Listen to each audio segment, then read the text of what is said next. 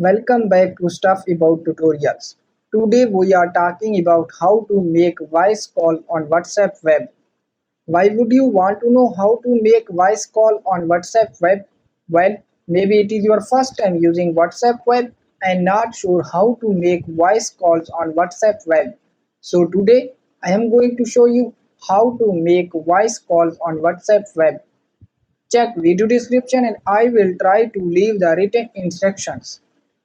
Making voice calls on WhatsApp web is quite simple and easy to do, and the process is same for all devices.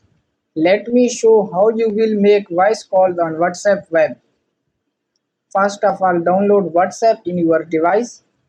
You can easily download it from Microsoft Store. And now open your WhatsApp and then open any chat. And then in this window click on audio call, and now your voice call has been sent. So there you go. If you were wondering how to make voice calls on WhatsApp web, that is the easiest way I know. If you know another way, please leave a comment below. Be sure to subscribe for more videos.